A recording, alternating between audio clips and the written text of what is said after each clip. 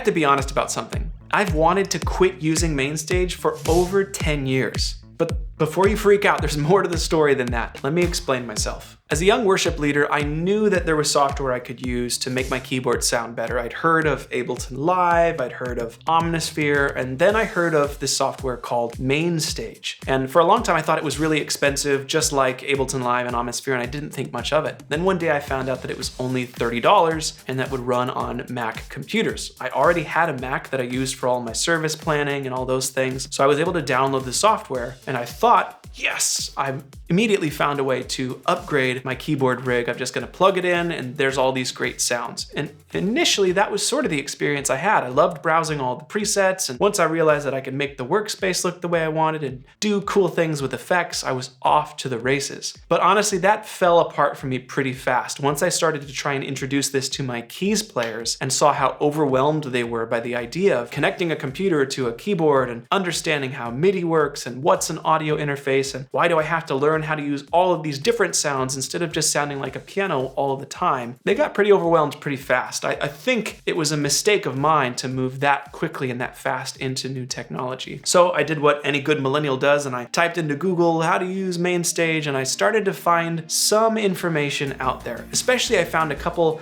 really amazing Facebook groups of people that were all trying to learn how to use these softwares together. They were sharing advice on programming it. I became involved in these groups and started to learn how to program and make sounds and do stuff inside of MainStage myself. And that is really what made the difference for me, becoming confident in how I could use software for my keyboard rig. And over time, I started to learn that, hey, this is something that I can actually make some progress with, and it's really starting to work well for my worship team. And so I started to share presets that I was creating online, and people were saying, hey, these are great presets. Then I had an idea. I thought, well, maybe I could share some ideas, some of these things I've learned in some videos. So I went to the dollar store and I bought this selfie stick for $1 American.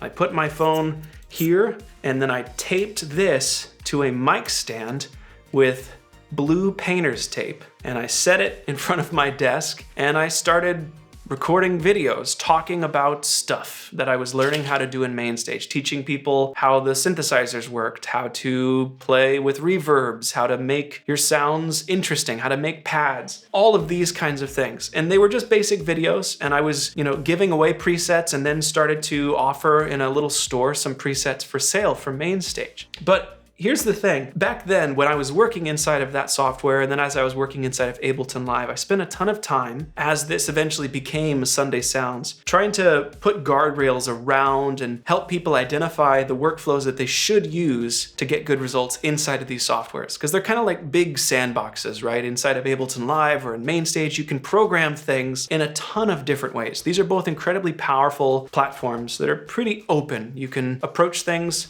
in 5 or 10 different ways to solve almost every problem. But for worship teams, for churches, oftentimes that causes a lot of confusion and problems. That's why when we started out as Sunday Sounds, we were making templates. It was like, here's ways to do things inside of these softwares, and here's sounds to do those things with. And that's what a lot of those videos focused on as well. Like, here's things to avoid inside of MainStage. Here's things to avoid inside of Ableton Live. Here's how to actually be an effective programmer for sounds inside of these platforms. And that was great. And we were able to teach people and build great sounds. And these templates, I think, ended up being a really useful thing. But as we were helping people with these problems, helping solve for and optimize things inside of these softwares, we also started to come up with a list of things where people commonly ran into problems. And I had these problems as a worship leader myself. The biggest problem that I was running into when I was a new MainStage and Ableton Live user was just how much time it was taking me to actually make all of the sounds and patches for my worship team set list week in and week out. I had volunteer keys players on my teams, but they didn't have the time or the confidence to be sent home with a computer. Here's all of the potential that MainStage or Ableton Live has, and now you have to program just 4 great patches from scratch. So I was doing that myself as the worship worship leader. And honestly, it would take me sometimes hours and hours every week just to get dialed in patches and sounds for those volunteers to then use. So as we started to plan out what would eventually become the Sunday Keys app, this is our standalone app that's designed to do everything a keys player in a church setting might need it to do. There was one thing that I always had in the back of my mind, and it was me sitting on my couch with a 49 key MIDI controller at like 11 o'clock at night on a Saturday, programming keys patches for the next morning service because I just hadn't had time to do so before that point. But I really cared about my volunteers. I cared about the quality of our sound as a team. I knew that if I put in that effort, it would make some impact. But honestly, those were exhausting nights. I would have loved to have not had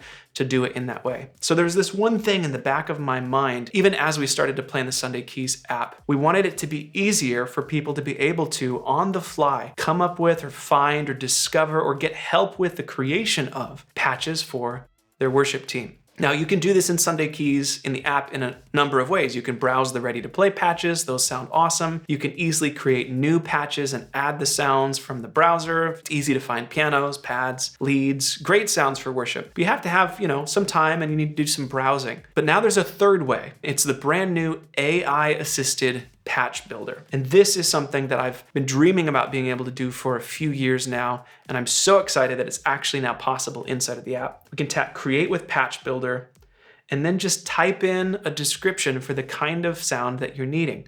So I could say a patch with a piano and a warm pad, and then just hit Build Patch. I can describe what I'm looking for. Then we let AI assist us to help in the cloud figure out what you're looking for and then bring something back to you that you can try.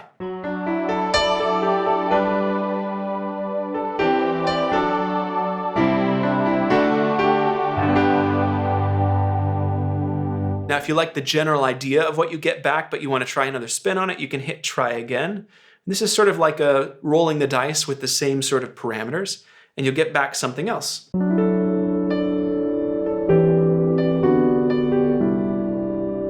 This is really cool. And of course, you can add sounds, you can change things up, you can adjust the volume, the effect, the layer range. And when you find something that you think is ready, you can just tap Use this patch and add it straight to your set list, and it becomes like any other patch. Or if you'd like, you can hit Edit Prompt and confirm, and then you can try something else, or you can add to it.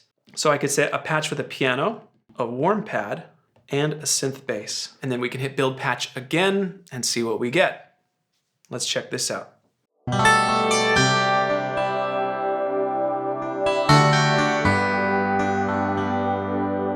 Let's hit Try Again. I like the general idea, but I want to see if I can find something that's a bit more low-key, like a ballad.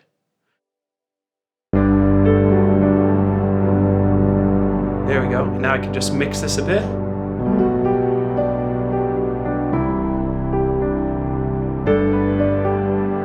Brightness on the mod wheel.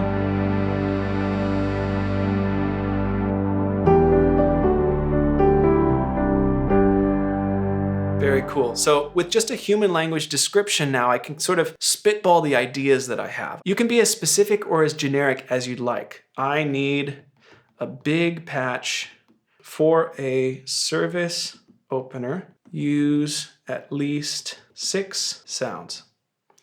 And I can prompt the patch builder to give me kind of what I'm looking for. I can describe the number of sounds I'd like, the kind of sounds I'd like, or just the atmosphere, the vibe, the genre. You can even ask it for giving you things that are in the style of artists or of popular songs, and you're gonna get interesting results back. Let's check this one out.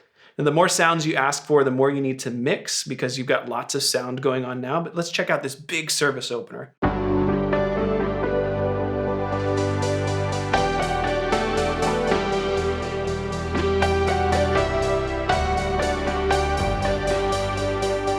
I like the vibe, so I'm gonna hit Try Again and get something similar, but with a different spin on it. Let's see what we get.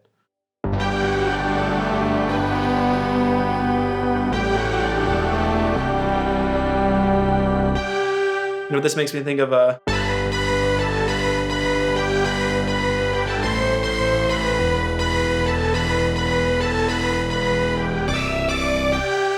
great service opener. So I feel like this really fits the bill. And the awesome thing is when you get a result back, when Patch Builder builds a patch for you, you can customize it as you see fit. So let's say that I love this patch overall, but I know that I also really want a grand piano. Maybe that's something we just always include in the mix. So I could go grab a grand piano and just add it as a layer right here.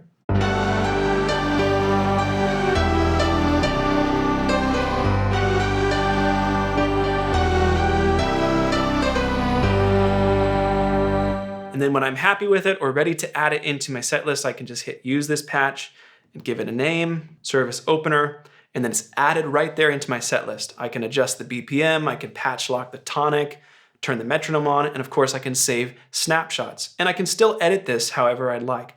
Then the next time I'd like help creating a patch, I can just tap create with Patch Builder again. I can just type youth group, night, dance, party, techno, and then see what we get.